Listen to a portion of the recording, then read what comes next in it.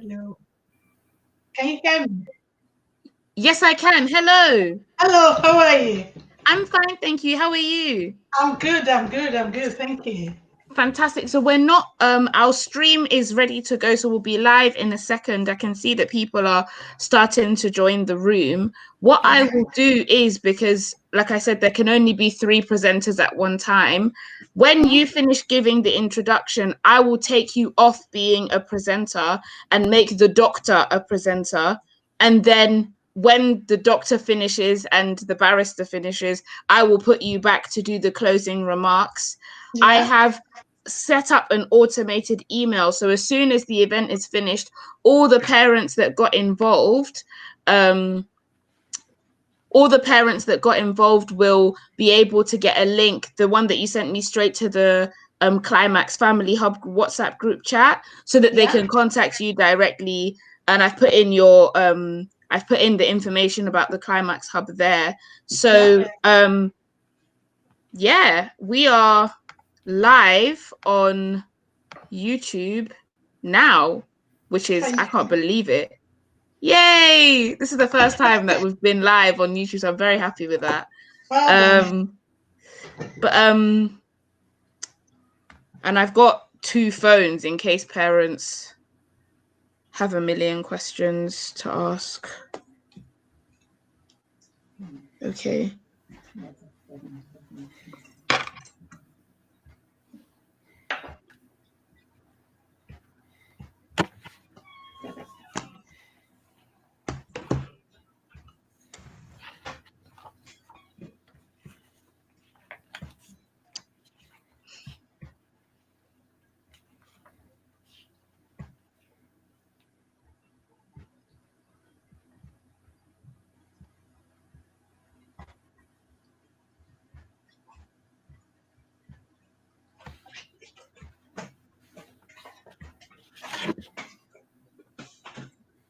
All right, 6 o'clock. We've started. Yes. Good evening, everybody. Hello. I'll just give some more parents a few more moments to join.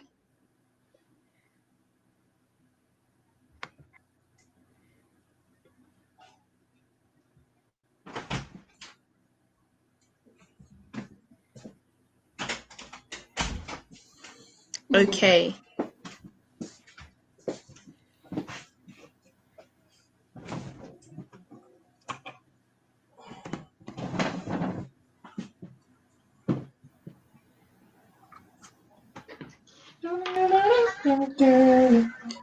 Okay, I'm not going to spend lots of time waiting for others. If they're late, then that's on them. Good evening, everyone. My name is Aninye Udaporo. I'm the founder and director of Enrich Learning, and welcome to a very special webinar that we're doing in partnership with the KLIMAX Family Hub, which is run by Kemi Tomide Johnson. And Kemi will be telling us more about KLIMAX in a moment. Today, we've been joined by 2 very, very special people. We have Barrister Stephen Akinsanya and Dr. Ajayi. I'll tell you a little bit about our special guests before I get started and telling you how this evening is going to work. So Stephen has been in private practice as a criminal barrister for 25 years and is a member of Great James Street Chambers in London. His youth work began almost 15 years ago when he took on the role as a Sunday school teacher at Croydon Community Church. He realized that teenagers were perhaps the most difficult group of young people to engage with about biblical teachings and just life generally. His passion for empowering the not so confident and less focused in the group enabled him to build dialogue and trust and mutual respect.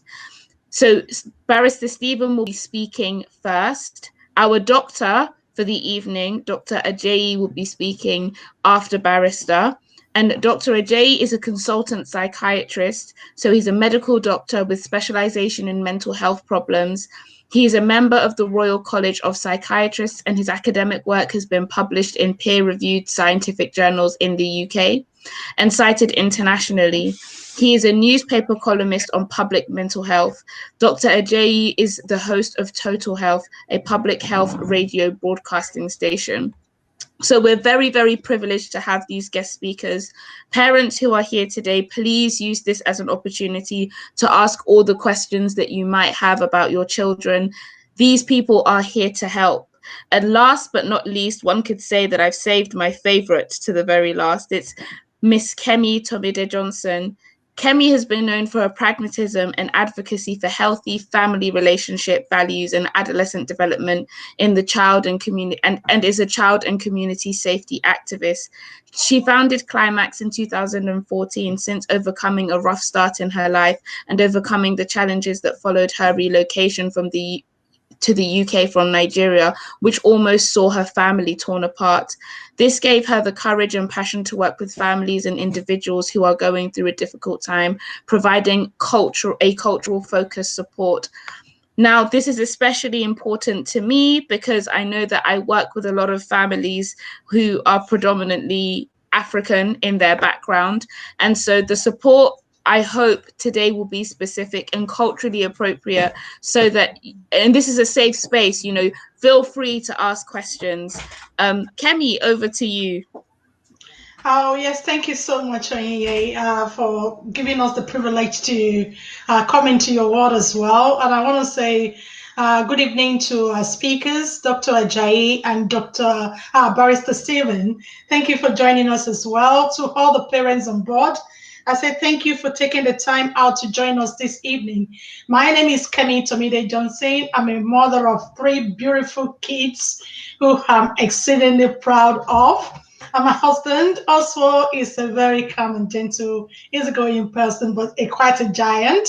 And together we have a common goal, which is to transform families, to bring an understanding that of the common issues that most families find kind of challenging, and things that we've seen based on our work within the community, and also with engaging with parents of similar mind and focus that many parents do see as challenge. And so we just going on evangelism, pushing this. I say this is like a crusade, telling parents that, what, being in the part of this country, despite the challenges, our children can thrive, our homes can thrive, we can do better than what we used to see in the news. We need a better representation for our children, and the culture, of course, has to start from the home.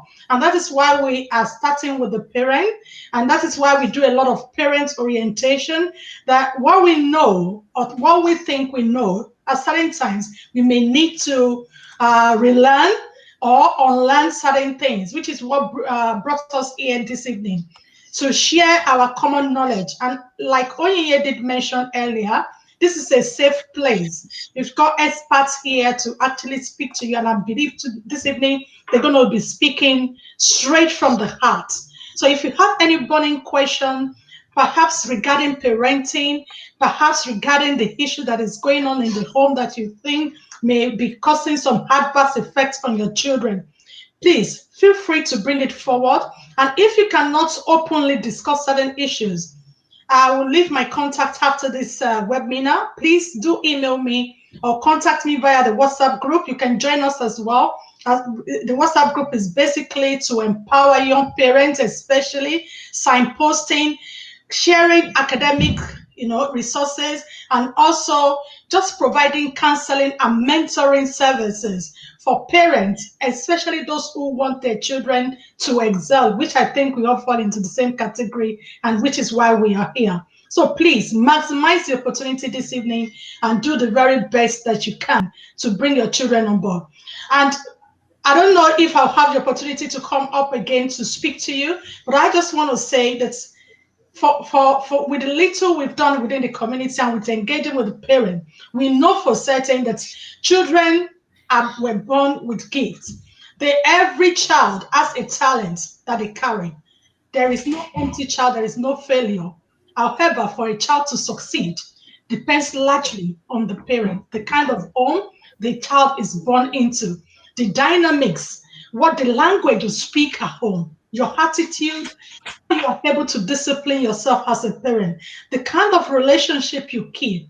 Your friends matters a lot. It is not just about religion, because largely within our community, we know the major problem is this idea of we pray about it. Yes, it is good to pray.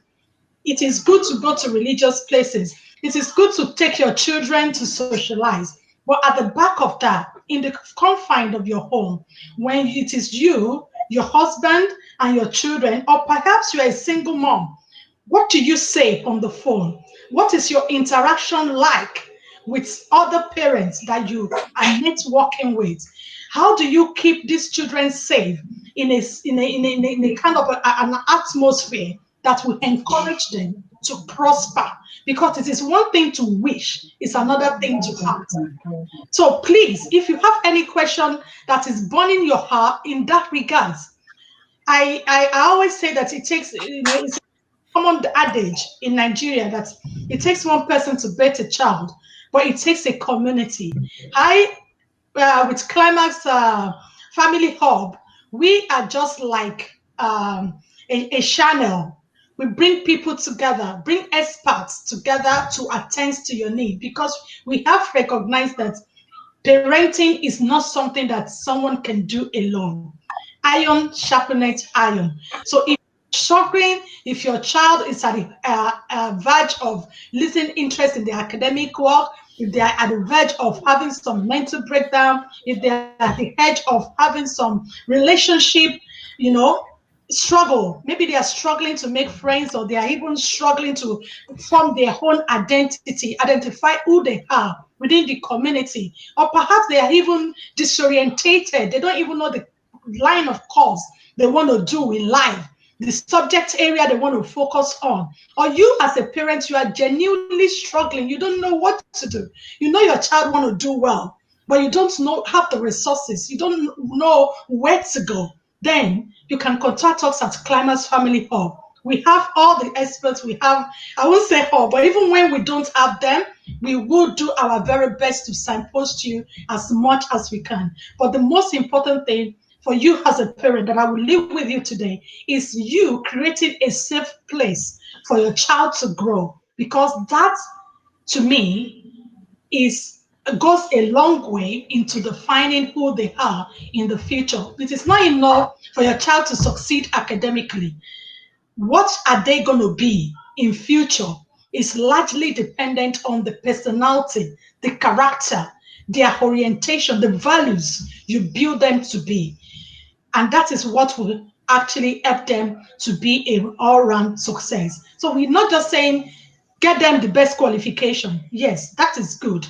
But at the back of that, when they are ripe for marriage, when they are ripe to have a job, when they are ripe for any position in life, are you giving them the very best? And that is what KLIMAX can offer. Thank you. Thank you so much, Kemi. I'm now going to move over to the barrister, and Kemi will be able to say a quick goodbye to everyone at the end if there are any questions.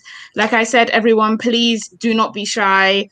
Ask the questions. Like she said, this is a safe space. I have intentionally made sure that this is culturally competent. So, it's for African parents, for Caribbean parents, for Black parents. This is the time for you to ask experts. And can I just say that I'm so proud that we have barristers and doctors in our community that are willing to share their knowledge so that the next generation can do something meaningful and productive with their lives. So I'm going to hand over to Barrister Stephen, and we'll see you soon, Kemi. Thank you.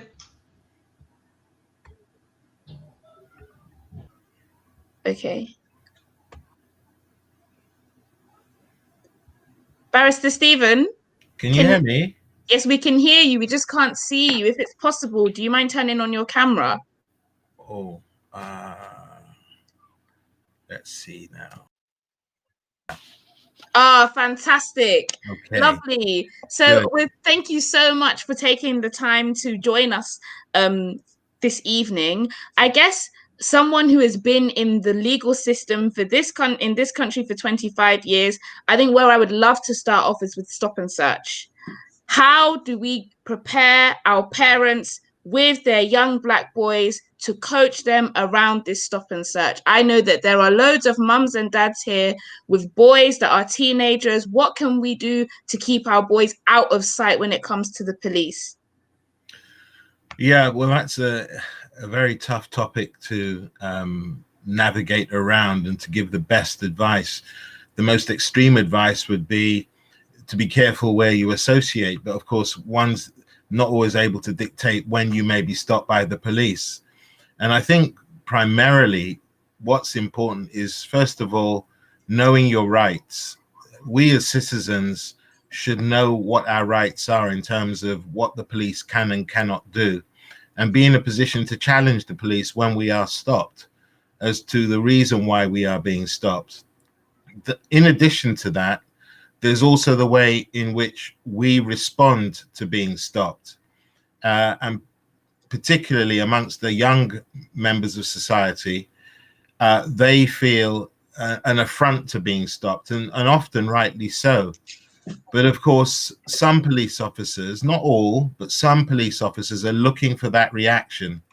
They're looking to goad a young man or a young woman into a specific way of behaving towards them in order to justify what may then follow.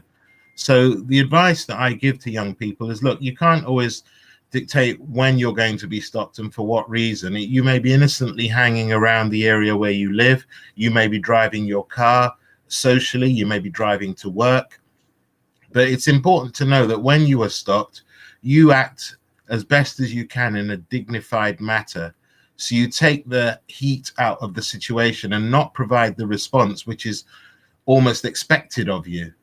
That coupled with inquiring politely what the reason is for being stopped, letting that officer know that you know your rights. You can even research what the basic rights are that you have, and the reasons for police officers stopping you, so you can quote it back to them, because sometimes the officers themselves don't even know the sections under which they're stopping you, because it may be a while since they learnt it at the police academy. But it's very important that, as I say, from my perspective, when I've been out driving and seeing a stop, and I've seen a young person heavily animated, gesticulating, you're just adding fuel to a fire which has not actually started burning fully. And so my advice is a combination of knowing your rights and knowing how to take the steam out of a situation by responding in a way in which they don't expect you to. Remember, police are duty bound to have body worn cameras, so everything is being recorded. So your conduct, if it's called into question, is being recorded. And if there's an allegation made that you are being overtly aggressive and difficult, that can be countered by what is seen on a body worn camera. Fantastic. Thank you so much. I'm now going to move on to a topic that I think will probably stick to for the rest of your presentation time. And this is more to do with internet safety, online safety. During this global pandemic, all young people have spent a considerable amount of time on their phones, on their laptops. I have had to work with parents privately because they found out that their children were looking at things that they probably shouldn't have done. Parents don't really know where to go. They don't really know how to keep their children safe. The list goes on. From your experience, what advice would you give to parents in terms of keeping their children safe online?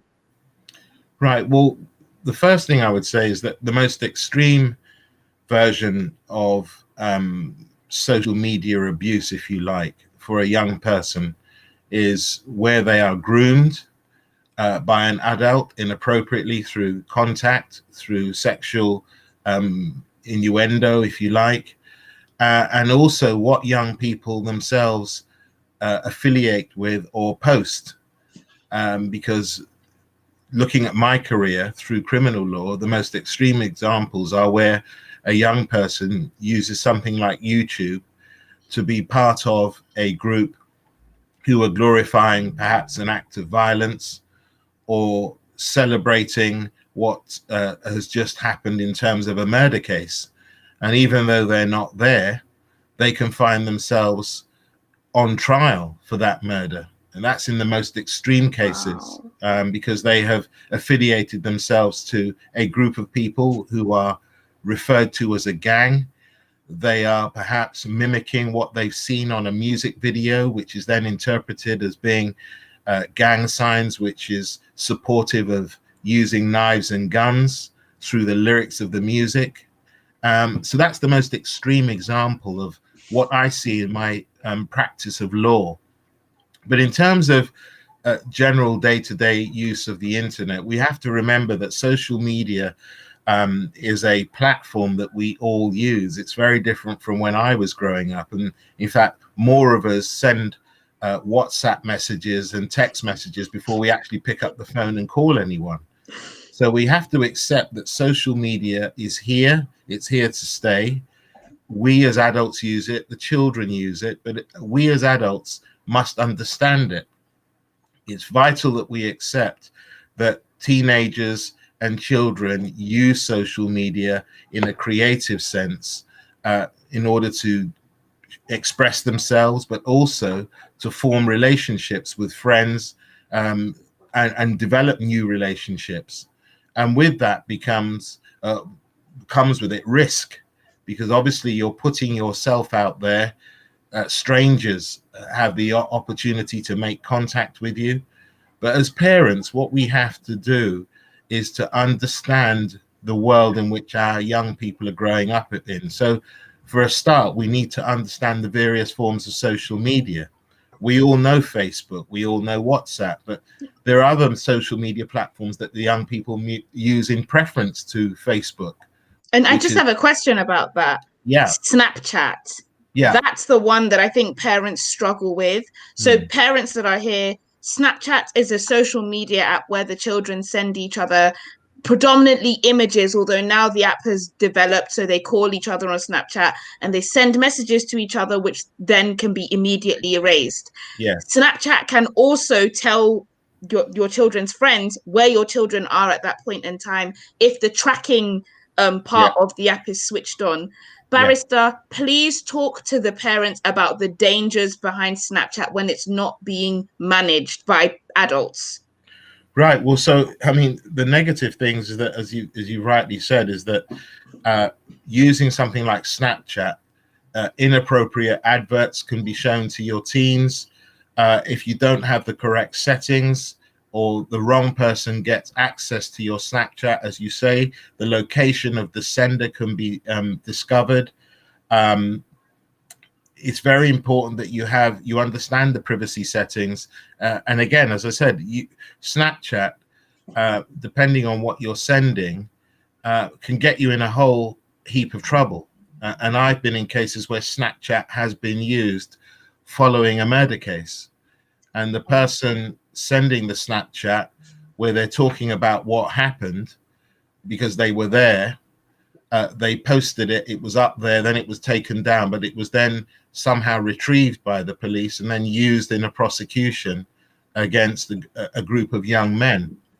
So Snapchat is, again, as I say, a media platform that they use. It's a more popular media platform than, say, WhatsApp.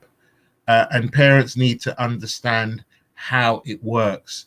They too can effectively have a Snapchat account and mirror that along the one used by your child, so you can actually see what is happening. And of course, the danger of Snapchat is that people are ranked by the number of snaps that they send to their friends in order to gain a ranking. So people will be sending numerous amounts of Snapchats to someone who they are connecting with in order to boost their own ranking profile with that individual. And a lot of the things they send are random. But the scary thing is, of course, is that strangers can infiltrate and follow what your youngster is doing, and you're completely oblivious to it. Thank you so much. Parents, I'm not trying to scare you. I know barristers use the word murder a couple of times, but unfortunately, that is the reality of the world that we live in today. Mismanaged use of social media can make your child be involved in what are potential murder cases. And so that's why it's really important, as the barrister has said, that if your child is going to be on those platforms, you also have accounts on those platforms and are following them. You make it a point of order. Either you allow me to follow you on social media and you dare not block me, or you can't have social media.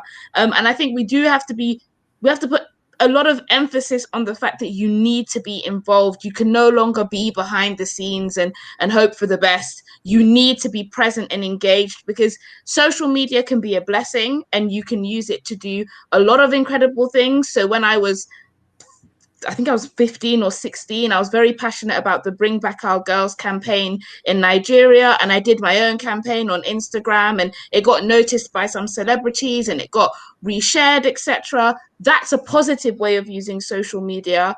But as the barrister has told us, there's also a very dark side to it too. For the parents, I think it'd be really good for them to get something out of this WhatsApp and the resending of certain images and messages, these long chain messages. What are the dangers behind that, barrister? Well, I'm afraid I have to revert to my practice and what I've seen in cases that I've conducted, which is effectively the best example of the dangers of how you use social media, even for us as adults. Now, some of the parents, I can tell you that a lot of the people in our community receive WhatsApp messages from other adults. And sometimes we don't even know what the content is that's being sent to us through WhatsApp, but it appears on our phone. Some people don't open the message, but it's there. And unless you then erase it, it's there as a footprint on your phone. And the most extreme example that I can refer to was an adult who received WhatsApp messages depicting pornography. And as a doctor, he claims he never looked at it, but it was there on his phone.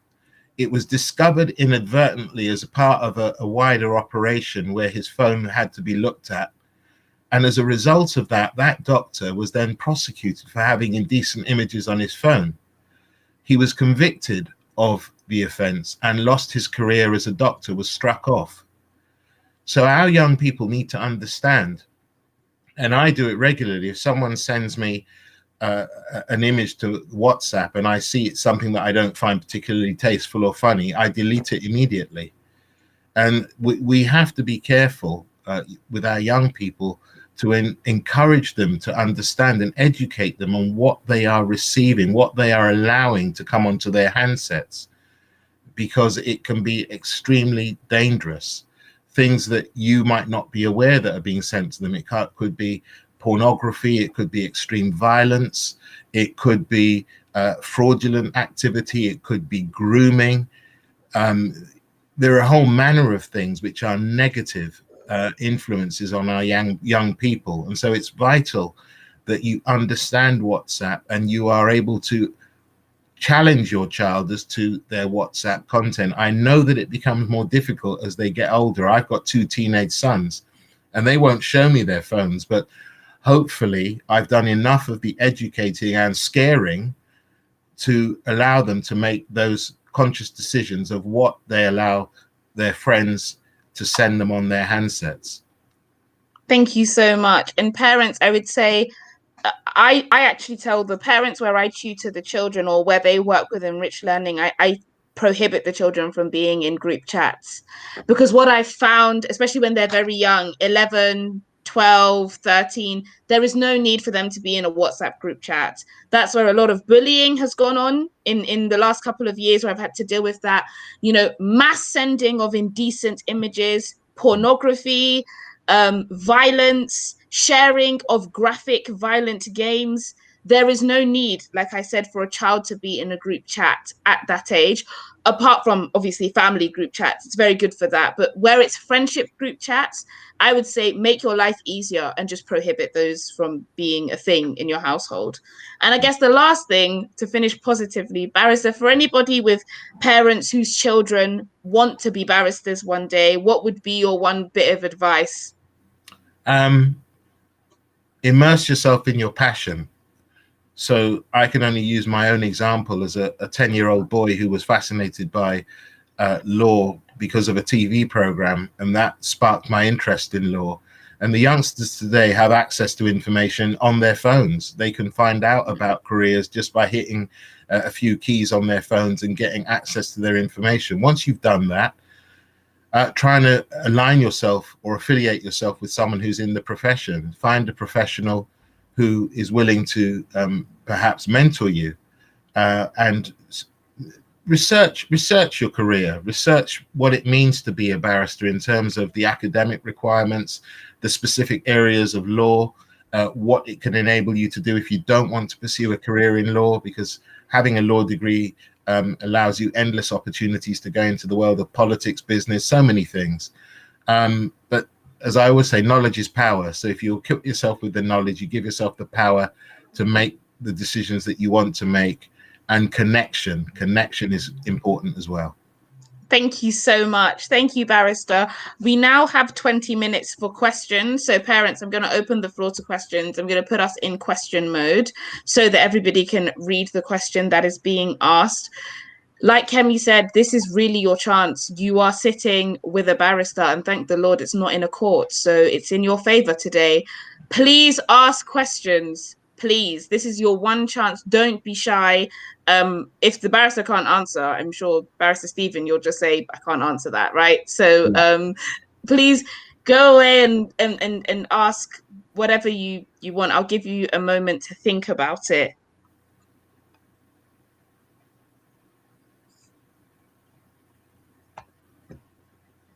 I'm also going to check YouTube to see if any parents have asked questions there.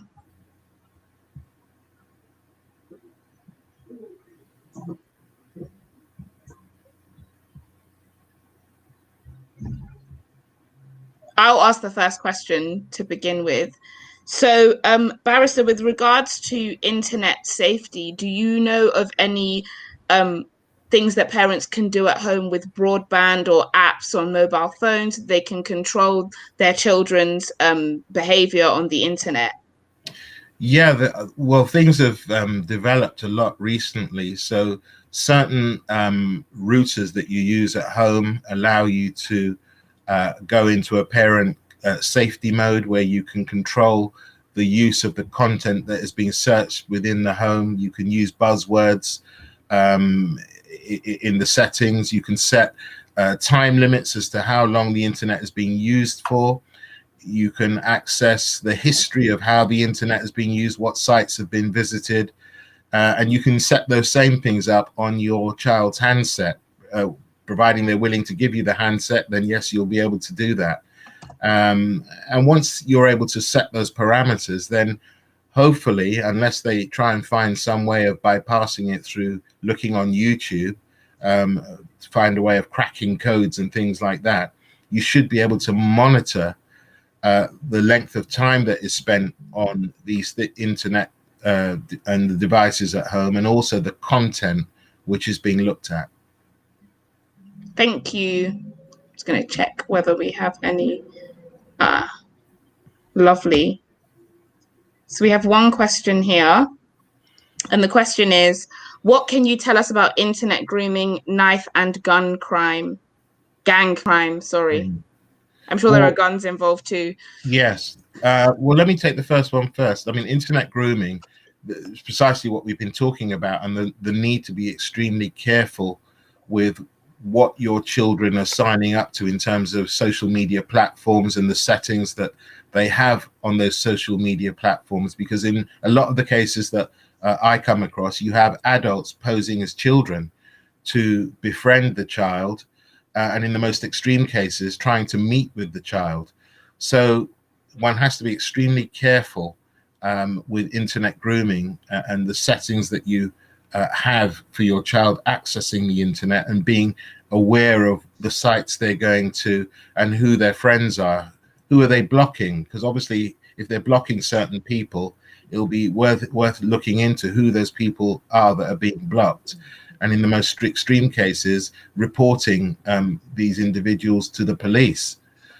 In relation to knife and gang crime, well, as I say, in a lot of cases, people don't understand that the law of joint enterprise can extend to youngsters who are using social media to align themselves and affiliate themselves with those who are carrying out the most serious of criminal acts, including the selling of drugs, violent disorder, manslaughter, murder.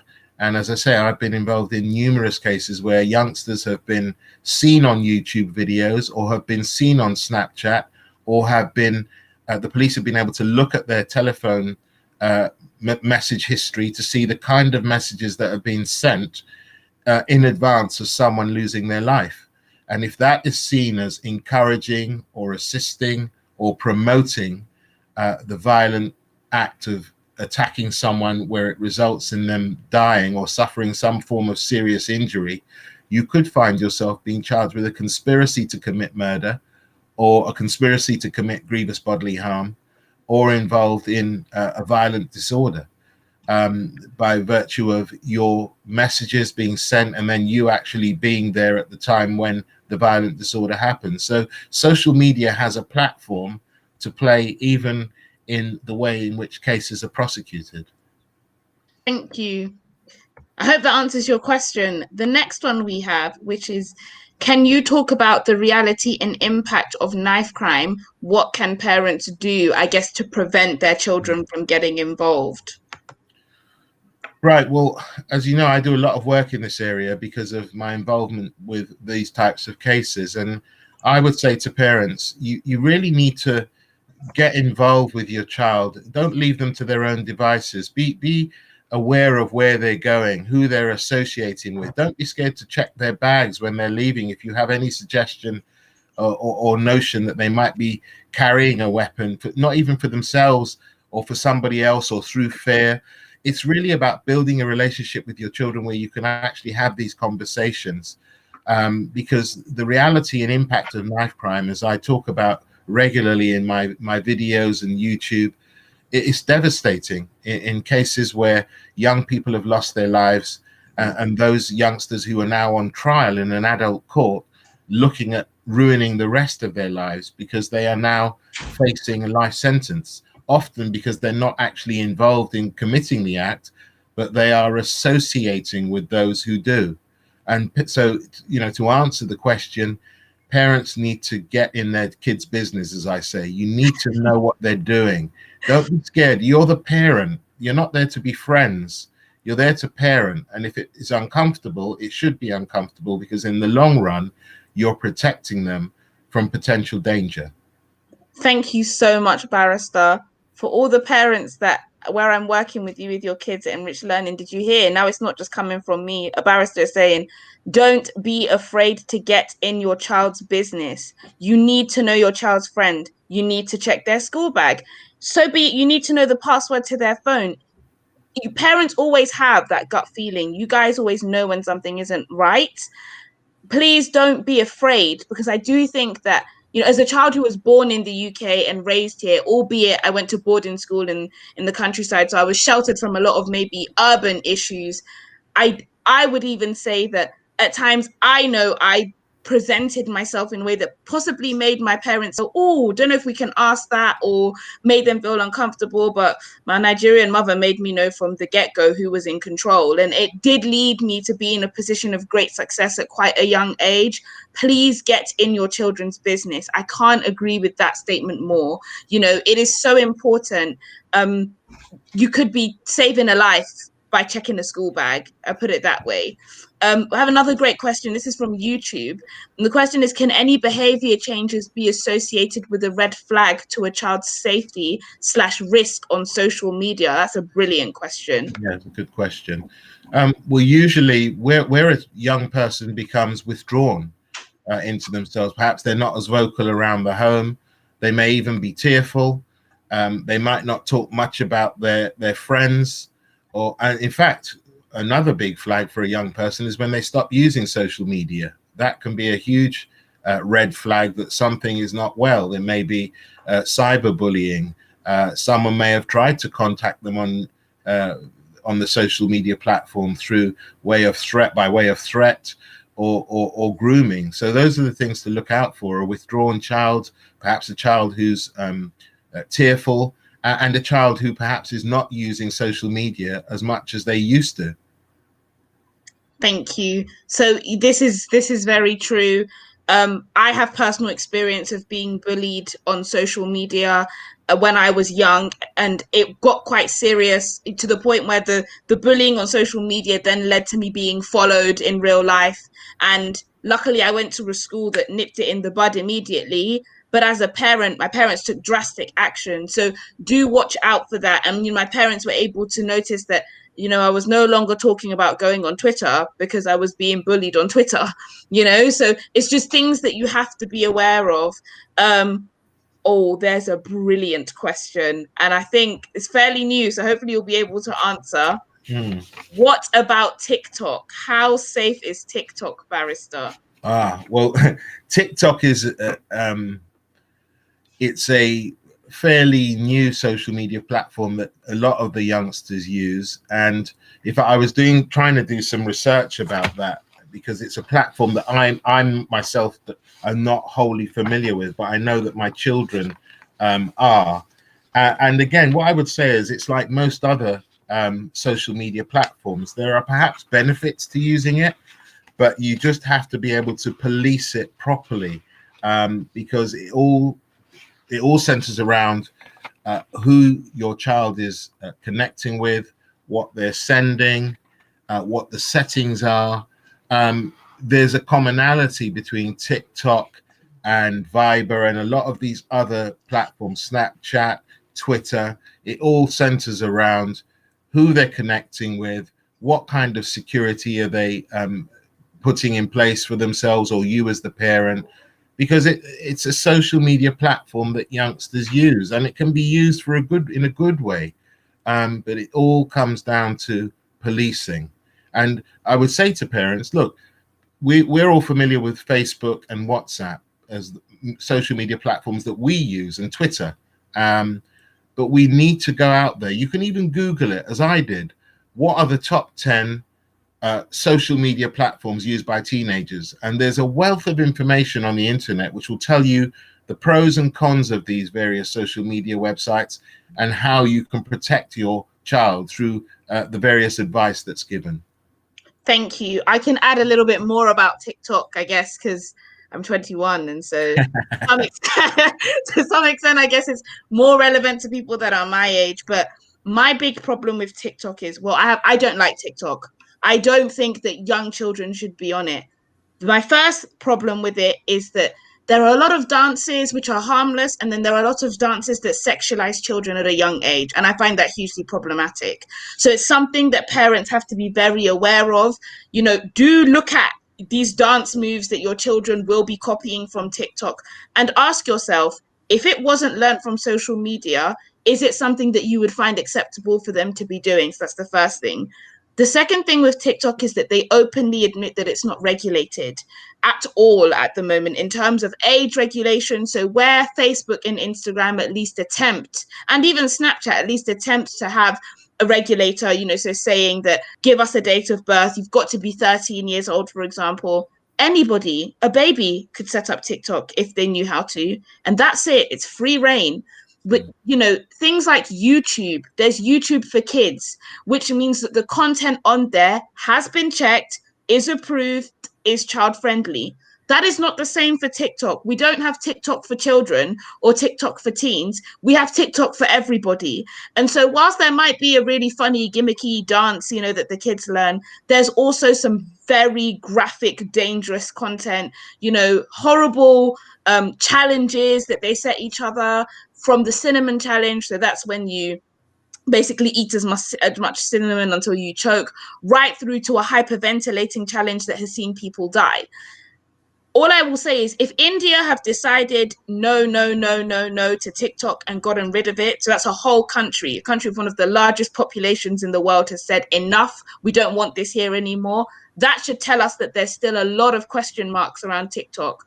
So, you know, it's difficult. If you've got a teenager, the last thing you're going to be able to say to them is you can't be on this platform whilst all of their friends are on the platform. But what I would say is if they're going to be on it, please pay very careful attention to what they're doing. If you can, spend some time. It's boring for you adults, but, you know, pretend to watch the videos with the kids so that at least you can see what they're getting up to. I think we have one more question, which is from YouTube, which and the question is, how have you found school rules / responsibilities change to support student safety around social media? Right. Well, from my experience, schools have done a lot to educate children. I know a lot of schools do not allow phones in schools during school hours. Certainly, the schools that I'm affiliated with do not allow handsets in school, in class. And of course, they also try to enrich the children's lives through the power of using social media, but also warning them of the dangers. And a lot of work is done in that area, I think, by most schools now, because they recognize that there are safeguarding issues which need to be addressed. And that includes the way in which pupils use their phones and the content that they're looking at and the risk that they put themselves at by perhaps sharing information. And of course, I think the other issue is that they're also telling pupils about the social media footprint that you leave, which in some instances does not go away. And there have been cases where young people who have posted things in the past have gone for a job interview, and those who are interviewing them are able to look at the records of their Facebook or other Instagram. And if you have unsavory content on there, that could mean that you are not eligible to work for that employer. Right. So I hope that answers the question there. Mistakes that you make at 11, 12, 13. I mean, look at the 12-year-old white boy who sent that footballer horrendous racist messages. Yeah. That's the most recent, very public social media case that I've seen. He was arrested. He will probably end up with a criminal record. That will follow him forever. He probably thought it was funny to do that. Possibly has done it before and he's gotten away with it, but he's got now, you know, it's caught up with him. You know, these are things that we do need to think about. And I like the question about schools, because parents, at the end of the day, it's your responsibility to parent your child, not the schools. The school is there to teach, and that's where it stops. So especially where social media is something that they'll be using predominantly at home, please do pay attention to what they're doing. And with that, I would like to say, oh, okay, there's one more question, and it's a good one. It's a legal one, I think, which is, what if you don't use your real name on social media? Will they still find out who you are and what you post? That's a good question. Well, I'm sure that in the most extreme cases, or in fact most cases, there will be a way of identifying who the account holder is, who is the person who has actually posted that image or whatever it is. There may be defenses as to whether it was you or not, or somebody else using your account. But a lot of advice is don't use your real name when you're setting up a username, because of the vulnerabilities that you place yourself in.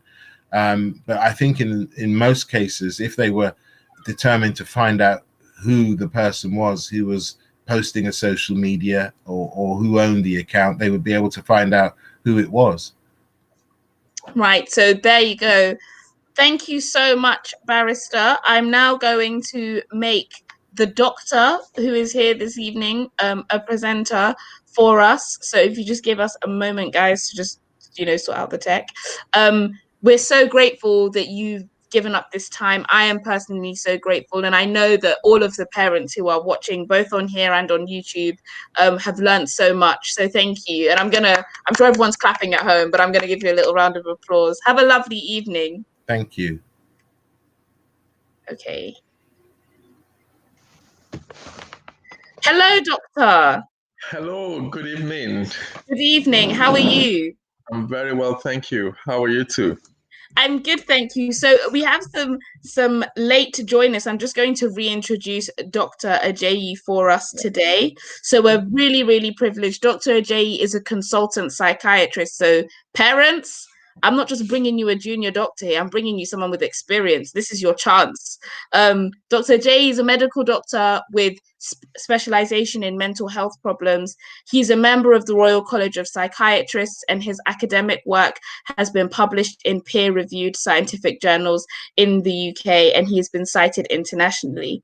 He is a newspaper columnist on public mental health and is the host of Total Health, a public health radio broadcasting station.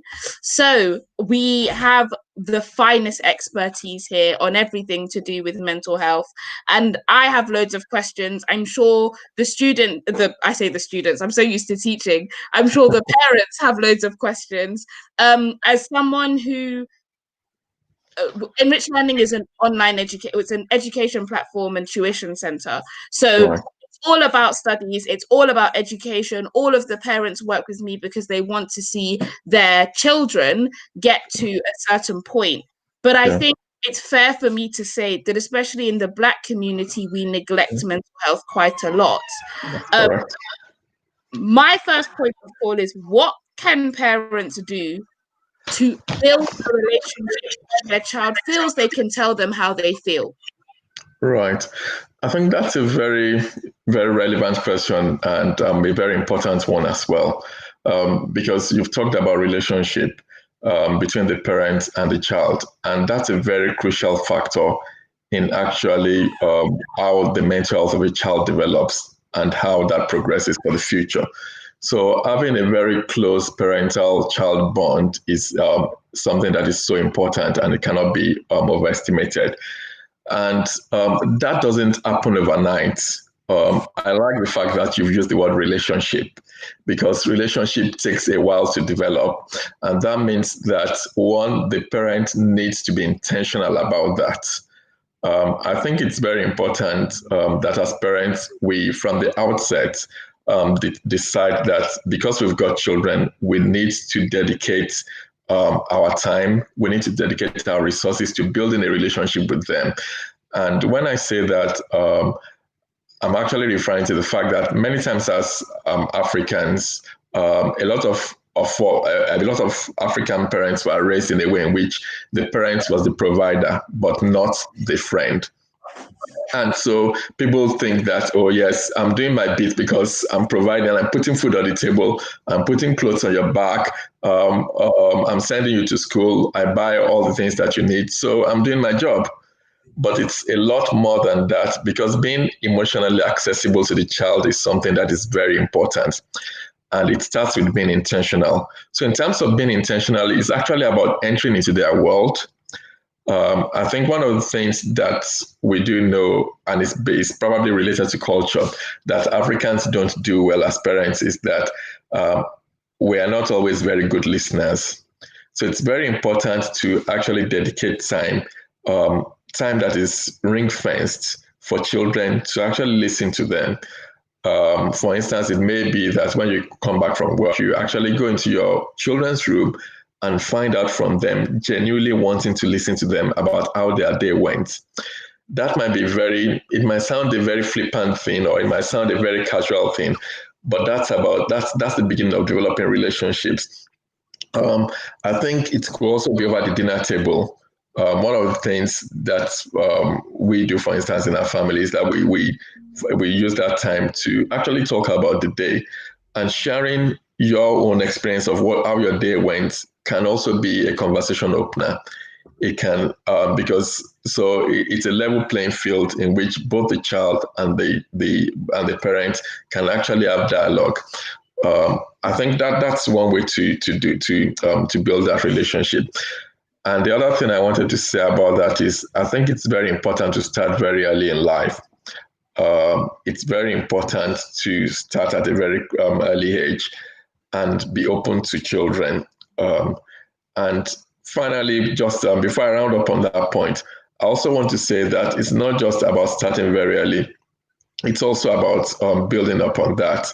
As the children grow older, getting to know their friends, getting to talk about the things that are important to them. It's all about building this relationship. And then also letting them know that there's nothing that is going to face you as a parent because when that relationship starts, you are going to hear some things. And if they throw you and you show that you are thrown by them, then you're never going to hear anything again. Yeah. So it's very important to be prepared for that as well, that you are going to hear some things and you've got to take a deep breath, remain calm and respond rather than react. Because many times that's one thing we also do, we respond. We react. We don't think about our response. We don't think about the implication that that's going to have on the child. And we don't think about the fact that might be the gate shut forever, or at least for a very significant period of time, which would matter. So that's. I think my mom and dad had the best poker faces. I mean, I was a goody two shoes, so they had no issues with me. But I've got 3 younger brothers, and I'm sure, especially with one of them, right. I'm sure he told them some things, and their face, they just had to try and keep as calm as possible and think about what the best solution would be. Oh, I hope we've not lost. It's frozen. It's back. Okay. I have another question. It's about lockdown. You know, how do you think, or what do you predict children may have suffered as a result of COVID-19 and not going to school and being locked down, confined to their homes, etc.? Yeah. And what can parents do to ease the transition back into normal life? Right. Okay. Yes, I think that's also a very important question because indeed so much has happened lately. I think it's very important to have a plan. I think it's important to actually and have a joint and a shared plan. So both the children and the parents sit down together to see the areas of challenges. One of the areas of challenges will be going back into a structured day. And that's something that can be eased back very cautiously in terms of beginning to set. Thankfully, we still have the summer holidays. And that means that over that period, parents can begin to encourage their children to actually have structures. So that it's not a shock for them, or they don't go cold turkey when they go back to school and they've got to now maintain structures. So I think that would be a very crucial thing. I think also trying to maintain things like exercise would be a very good thing. During the lockdown, exercise has been quite a challenging thing, and it cuts across board. But one of the things that one could do as a parent is to actually have those exercises in the home. So like maybe doing for instance, the family could have a family aerobics time where every member of the family actually engage in the exercise. In that case, one is just trying to, rather than let the children go back cold circuit to school, one is trying to encourage them to ease things in a very gradual manner back to what life is going to be like when they go back to school. I think the other thing is also to help to prepare children for the realities of post-COVID world rather. The reality is that life is not going to be the same. I don't think that life is going to be the same again across the globe. And children need to be, depending on what their age is, age-appropriate conversation needs to be had about this, so that when they go back to school, they know that maybe they still need to continue to wash their hands, they still need to continue to do social distancing, they still need to continue to observe all those health rules. Because going back to school for them, particularly for the younger children, in their brains, it could be interpreted as, oh, yes, everything is now hunky-dory. We can now do whatever we like. We can throw caution to the winds. So it's very important for children to understand that. And of course, the other reality is that some children would have lost people over this period. Some of their friends might have passed away, some of their family members. So it's important to be aware of that as well, and to try to prepare them ahead of time. in dealing and to support them through the process of dealing with that. Thank you. So I guess there was a lot of information there, parents. I guess the most important one is being able to, when they go back, it's for them to not go back cold turkey, as the doctor has said. So again, obviously, I'm an educator. So from the education point of view, the exercise is paramount, but also the daily study. Because they've not been going to school, I cannot stress enough that they must keep on top of studies. Now, I, from the beginning of lockdown, have provided tuition for children every single day. It's like they've had school. They've had 1 hour of learning, of real life teaching. So I'm not just giving them a sheet. And they've been able to keep up with studies. In fact, some of the kids have said it's been better than going to school itself. So, so the point is that I'm not saying go and get tuition. You may not be able to afford it. You know, we're in the middle of a very difficult time economically. But things like just encouraging daily reading, engaging with the news.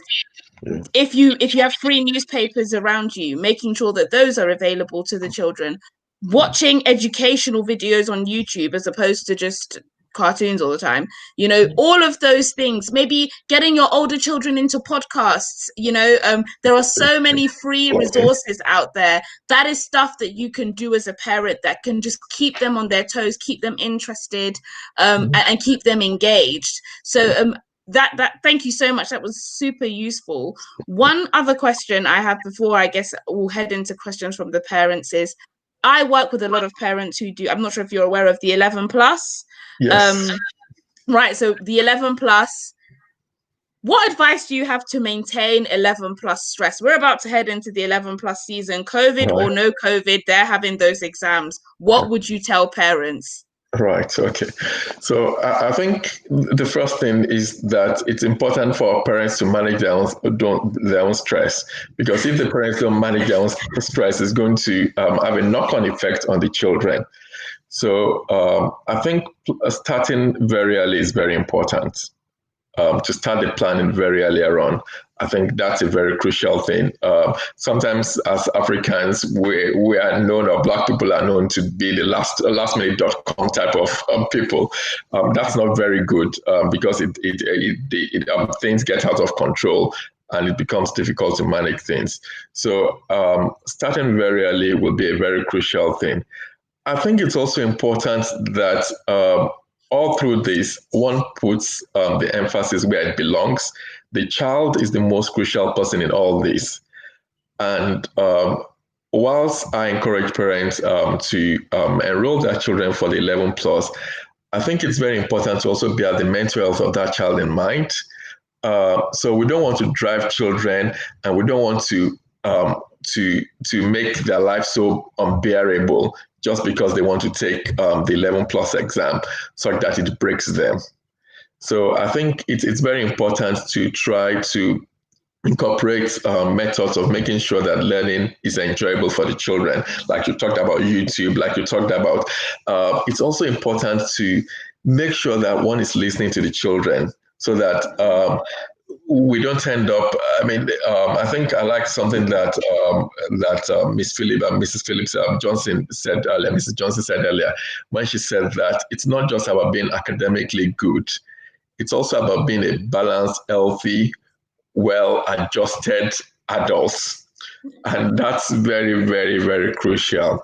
So it's really about starting the planning early, making it interesting for young people. And at the end of the day, I also want to say that not every child will pass the 11 plus. I think it's a cold, hard reality.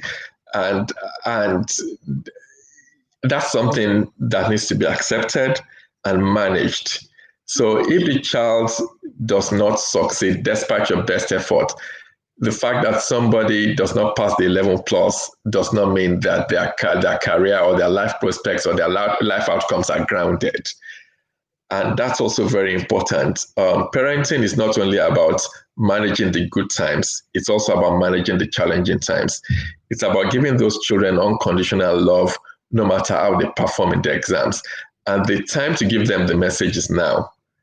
That's not to give them, in fact, it's to give them confidence, because when they are confident in themselves, they are more likely to perform well, rather than when they feel under a sense of duress and they feel that, oh, if I fail the exams, I've let my parents down. So I think it's those are the things I would like to share in that regard. Thank you. So parents, especially the ones that I'm working with this year, my favorite line was, not every single child will pass the 11 plus, and that's okay. Yeah. First of all, we have 13 plus, we have 16 plus. So there are loads of different entry points. It's not the end of your child's life. Mm-hmm. But more importantly, please listen to children. Not always. You know, I often get kids who at the beginning say, I don't want to do it, and then they end up passing. But you know your child. If your child says, Mom, Dad, I'm not coping, like I really just can't do this, please do listen to them, because children can have breakdowns the same way an adult can have a breakdown. Unfortunately, going to boarding school, I left home at 11. Between 11 to 18, I wasn't at home with my parents, so I saw a lot. I saw children have breakdowns, right? Because they weren't being listened to by some adults around them, by their own parents. And, you know, the damage that can do to someone is lifelong. You know, absolutely. They may be on medication forever. We are now living in an age where there's so much depression, anxiety, you know, it can lead to things like self-harm. Parents, I'm not trying to scare you, and I'm sure the doctor will correct me if I've said anything wrong here, but, you know, it's so important, that listening power. And culturally, I'm going to say it, Black parents aren't good at that. They're not good at listening. That's the truth. They like the children to listen because that's how you were raised. And of course, I understand that, you know, you've set boundaries. But it's really important to understand that we're in a new age where children have a new level of confidence, and listening is crucial. I have time for one more question, and this is a unique one, but it's for single dads, because actually there's a lot of focus on mums. Mums are maternal and they kind of get the whole feelings thing. What could a single dad, or a dad who is looking after his children on his own due to circumstance, how can they adapt to I guess be more maternal in terms of children's mental health? Yeah, I think that's a very relevant question, and indeed, I think the first thing to say is that we do know from the community, from even stories that we read, that there are people who have successfully been single dads and they've raised successful children and well-adjusted children. So I think the first thing I want to say is that I want to throw it out there to say, whoever is a single dad out there who is listening today, that they're doing a great job and they can make a great success of it. I think it's commendable for a dad to hang in there, particularly in our community and in our culture, and to be the one who is taking this on. So I think that's the first way I want to start with encouragement. The other thing is, I think that it's possible to balance the role of the mother, or the maternal role, by providing it externally. So sometimes one of the things that could be done is maybe to actually find a maternal figure that can occupy the life of that child. It could be via church, it could be via the community, it could be via other places. Somebody who does sort of compensate for that role in the life of that child. That would be really very important. I think that these days in our community, in the Black community in the UK, I think there are a lot of initiatives that have been set up to actually help to nurture children in that manner. The other thing I would say is that for a single parent as well, for a single dad, it's very important to be knowledgeable, to actually understand the role that you cannot play in the life of a child as the dad, the fact that you're a single dad, and to actually then intentionally fulfill, to compensate for that. So looking at what the role of the mother is in the life of a child, and that could also be fulfilled by a grandmother, for instance. It could be fulfilled by an auntie. It could be fulfilled even by a teacher, somebody who is just somebody who is a female who is interested in the well-being of that child and plays an active role in it. So those would be my thoughts on that. Thank you. And I'm now going to open the floor up to questions. Parents, you know the drill now. You know, please don't feel shy. This is your chance. we have a consultant with us. That's amazing. Like, take this opportunity to ask any questions about children's mental health, even your own mental health. You know, children drive adults crazy. I know that. They drive me crazy sometimes, and I love them. So, and I'm barely an adult myself. So what I would say is, please feel free to ask any questions. I guess I'll give you a moment. Those of you on YouTube as well, you know that the floor is open. I'm taking questions off YouTube onto the platform for you. Yeah, the floor is yours. And if you don't ask questions, I will ask one to, I guess, make you feel less scared about asking questions.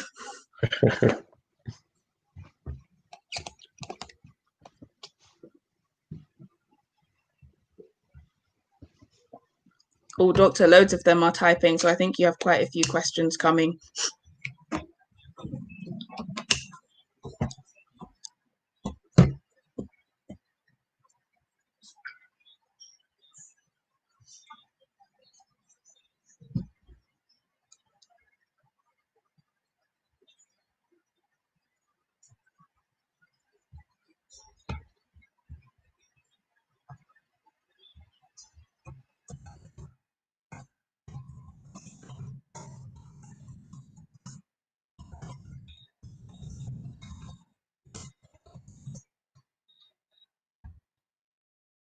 Oh, okay, great. I've got a really good one first. Thank you.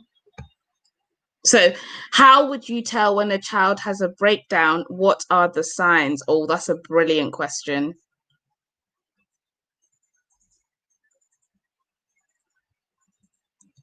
Is the doctor there? Oh, sorry, guys, we've just had a technical error, but I'm sure he'll be back in a moment.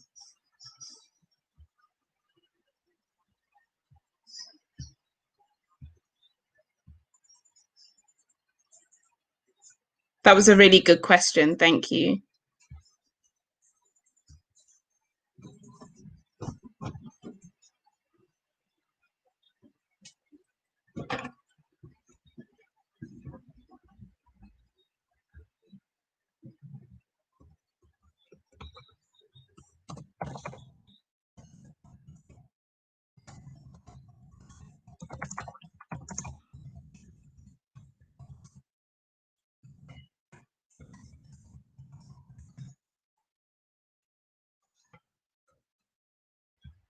Okay. Oh, the doctor's back. Sorry, we just can't hear you. Do you mind just turning on the... Sorry about that. Oh, you're back. Brilliant. So the first question was, how would you tell when a child has a breakdown? What are the signs? Right. That's a very, very good question and a very relevant one. So I think it's important. That's why it's important for parents to know their children. Usually the areas to look out for will be three areas. One is the area of emotion, the other is the area of behavior, and so there's the emotion and there's the behavior and the way the child acts. So those are three areas to look out for. So if a child who's not been previously moody just suddenly becomes very moody, and it's not something that lifts after a few weeks, or the child becomes more irritable, or the child becomes more aloof. A child who is very interactive previously just suddenly becomes they want to keep to themselves. They don't want to interact with other people in the family. Or sometimes you even get children who begin to sleep more. Sometimes they just they look like they're tired all the time. They look like they're disengaged, and sometimes you can actually tell that they look sad or they look more anxious. The other thing that may happen is that you might begin to get reports from school that they are no longer engaged or that their school grades are going down. Sometimes as well, children who suddenly, a child who is maybe a teenage child suddenly begins to wet the bed, or they begin to regress in their development. Those are things that will suggest to us that things are going seriously wrong. And it's always better at such times to if one is unsure, usually I say that if you're unsure, it's always better to err on the side of caution and to go to the GP straight away. So if you feel that, oh, I can see that things are beginning to happen that are not in keeping with what I know this child to be like previously, it's always best to speak to the GP first, because at least you can get support, and if there's nothing, then you can be reassured rather than just assuming that there's nothing when there's actually a lot wrong. And of course, children might begin to not sleep well at night. Their appetite might be affected. They might even begin not to want to go to school. They might begin to find excuses not to go to school, or to always maybe complain about a headache. I'm not saying that every child who complains about a headache is finding an excuse not to go to school. But if that is a pattern, then it needs to be looked at and to see what's really happening. So it's really about looking at their behavior, looking at their emotions, and sometimes even their thinking. Thank you so much. That was a really detailed response. I didn't know about the sleeping more. I didn't realize that was a sign. So I've learned something new today, and that's incredibly useful for parents to know. Another really great question that we've had here that I will make public so everyone can see is, what are some of the mental health challenges children could face, and how can parents support them? Right. Okay. Another very relevant question. So the common mental health problems that children can face, to start with, the World Health Organization tells us that 10 to 20% of children suffer from a mental condition or the other. So that's 1 out of 10 to 2 out of 10, which is quite a high number. And that's why it's very important for parents to be on the alert and to look out for that. So the common things that people encounter, there is autism, there is ADHD, that's hyperactivity disorder, in which the children are not able to concentrate in school. They're fidgety, they're not able to follow through with tasks, they tend to procrastinate.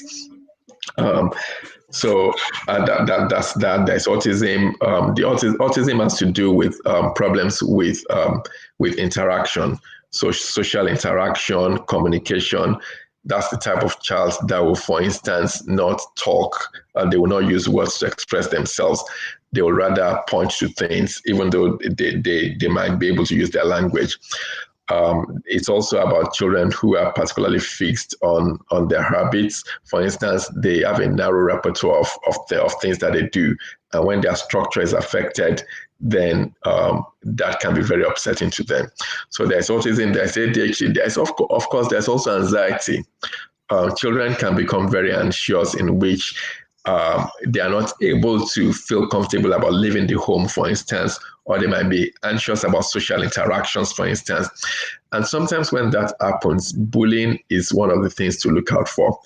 Because sometimes when children are being bullied, they are not always forthcoming about it, or they might not feel comfortable to disclose it, or they might not even realize that they are being bullied. So anxiety is also something that is common. And of course, depression. Depression is also quite a common condition in terms of the mental conditions that affect children. And in terms of depression, that would be the moodiness, the not interacting, poor appetite, disturbed sleep. And the thing to do would always be to, first of all, try and find out what's happening for the child, try and interact with them, but very quickly to seek help. That would be the way to go about things, rather than allow them to linger. Thank you so much. We have another great question, and this is a really good one actually for parents, and I just need to get it. 1 second. So this parent has asked, how do you deal with a child that gets angry at every little thing? Right. Okay. Yes, very relevant question. So I think it's important to start with to try and find out why that child is like that. Usually, there's a reason why a child would usually be irritable or get angry very easily. And like I said earlier, bullying is something to explore, because that child might not feel might not recognize it or might not even feel confident to disclose that. So also, the other thing to explore is that, is this child actually being abused in other ways? We do know these days that physical, emotional, and actually sexual abuse are things that sometimes go unchallenged or go unnoticed. So I think the first thing would be to sit the child down and try and get into their world, to get into their heads, to, in a very empathic and a very engaging way, in a very supportive way, to find out from the child what's happening in their world. I think the other thing to do will be to actually find out from their teachers at school whether there is anything that they want to tell you. So I think maybe exploring from looking at the teachers as well, and looking at whether there's anything that's happening at school that might be making them that way is somewhere to start from. Because usually when a child is like that, it's about trying to find the reason for it. And it might also be helpful to actually also speak to the GP about that, because sometimes it's about maybe a professional being able to engage with that child and get to the root of the problem. But more likely than not, there is something that is being concealed. There's something that the parent doesn't know, that the parent needs to find out in order to help that child. Thank you so much. One other question we have for you is, how would you tell if a child develops a mental health issue or a behaviour issue within a short period of time? And I think that's a really important one. Yes. There is a difference between a mental health issue and health being emphasized. It's usually diagnosed by a professional like the doctor here today, or behaviour, where that child just needs a good talking to about attitude. Yeah. I think that's a very relevant question indeed. I think the first thing is the intensity of the symptoms.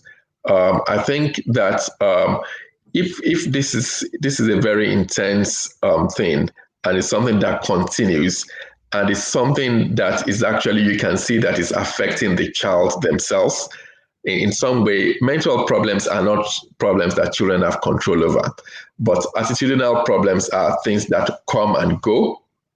So if this is consistent, for instance, a child who is always who is moody all the time, or a child who suddenly begins to bedwet, that's not something within their control. So I think it's important to, and sometimes as well, I do feel that parents can actually miss something that is a mental problem to be a behavioral problem.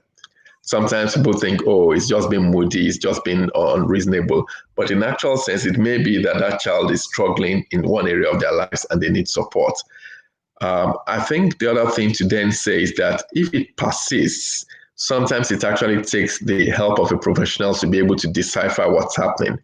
And if there's anything I want to emphasize today, it's always about really getting to ask for help very quickly. Because among our community, we tend to be very secretive. We tend to think, I don't want my business to become other people's business. But the challenge is that we do know that early intervention in mental problems is a very crucial thing, because it helps with outcomes. When the intervention is early enough, then that child can get the help they need, and the outcome is usually a lot better than when intervention is delayed. So my conclusion on that would be, sometimes it's difficult. Sometimes it takes a professional to be able to tell the difference, and at such times, it's very important to ask for help very quickly. Thank you, Doctor. I have one last question, and it's something that I'm asked all the time, and I'm not entirely sure myself. Can school teachers diagnose ADHD? Because what I found in recent years is that every time I've got a slightly fidgety child and I say, go and seek professional advice, teacher comes out with, this child has got ADHD. And I'm sitting there thinking, usually a medical professional tells you that. So could you just clarify that one for us, please? Yes. So I don't think teachers are qualified to diagnose ADHD. Some teachers, because of their experience over the time, may be able to suspect and be able to signpost a child to in the right direction, or to speak to the parents to say, could you just get this child checked out? I think that's as far as it gets with teachers. I think it becomes a problem when teachers begin to then label children and give them diagnoses that they are not qualified to give. And it is within the prerogative of parents to actually challenge that. I think it's very important for parents to challenge that and say that really one is not going to take on that diagnosis for a child, because the diagnosis of a mental illness is quite a big thing. And no matter how we cut it, the reality is that it can be stigmatizing as well. Currently, there's so much work being done about fighting the stigma of mental illness, but the reality is still that we still have a way to go. And so to give for somebody who is not qualified to give that diagnosis to a child is unacceptable. And I think it should be challenged. Thank you so much. Parents, that is a really, really big one. I've been tutoring for 10 years, and in the 10 years, especially within the last 3 to 4 years, the number of parents that come and tell me, oh, but the class teacher said he or she has got, and it's often boys that they tend to label with ADHD. Yeah. That is not a thing. We've just heard it from a consultant. Your doctor needs to tell you whether your child has a mental health issue of that nature. It is not for teachers. They don't have any rights. And as the doctor has said, you are within every right to challenge that. Please do challenge it. Do not allow them to put on school reports without it being diagnosed by a medical professional that your child has got ADHD. That includes safeguarding teachers. Safeguarding teachers are not psychiatrists or psychologists or doctors. ADHD and all of the different kind of mental health challenges that one might face, they have got to be diagnosed by a doctor.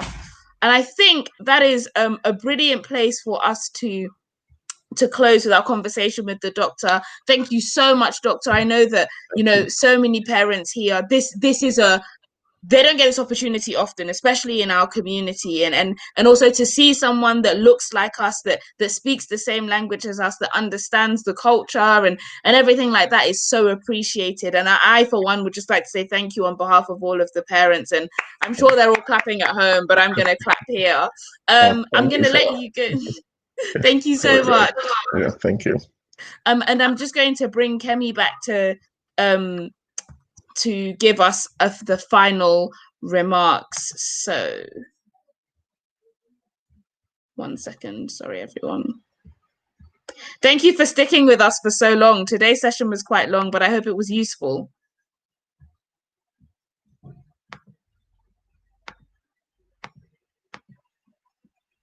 Okay, Kemi should be with us in a second.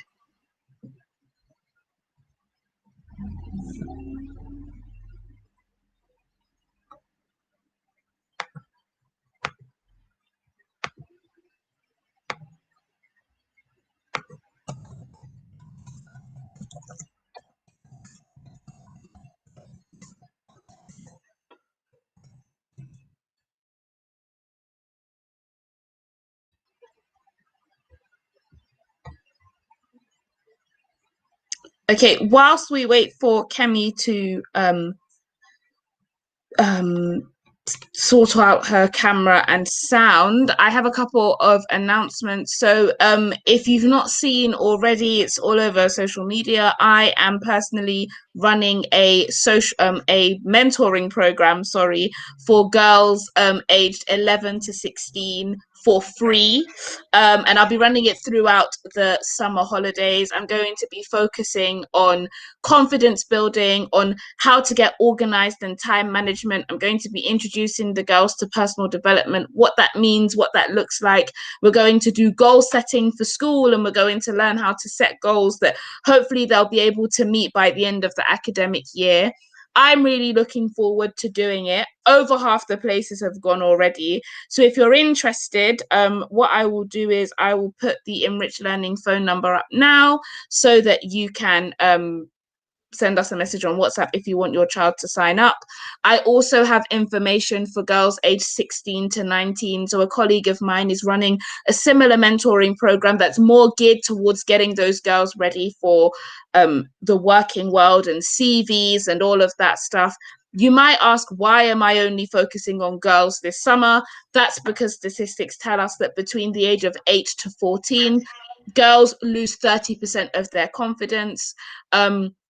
They're more likely to lose their way, unfortunately. This is what the science says, not my opinion. And so I just wanted to do something this summer that would be beneficial. If your child doesn't make it onto the program, I am recording all the sessions and putting that content on YouTube, so everybody will still be able to access it. But obviously, if you can be a part of the program and answer the questions I have, that you have for me, or the children have for me, that's even better and to their benefit. So that's just one announcement from me. I'll put the phone number up for anyone who wants to contact me there, whilst Kemi gives us our last remarks.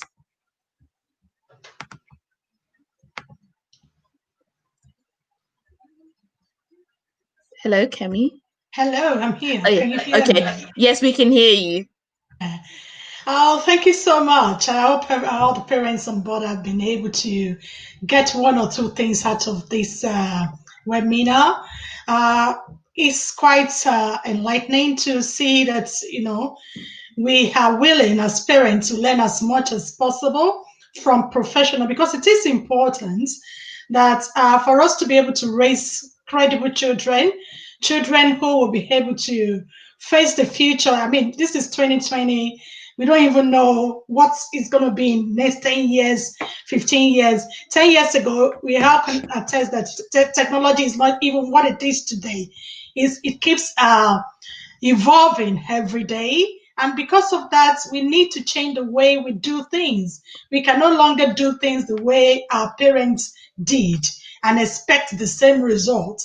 When I was growing up, I did not have access to internet. I don't have access to even TV. Our TV where like you have it for like 3, 4, 5 hours in a day, and that is it. But this is like a situation where kids have like different gadgets, 24 hours streaming, and it's so important for us as parents to keep educating ourselves, to keep learning, to match up with the challenges of this time and age, because it is by so doing that we can actually bring about children who will not just say we just have children, but leaders. I'm so proud with what Onyinye is doing with Enrich Learning. Congratulations to you once again, and I just can say more further to your heart, and to every parent on here. I say congratulations, because it does mean you want your children to do well as well. Dr. Ayodele Ajayi, thank you for a fabulous session. Thank you. And Barrister Stephen Akisoya, thank you also for coming on board. And like I did said earlier, my name is Kenny Tomide Johnson. I'm the founder of KLIMAX Family Hub.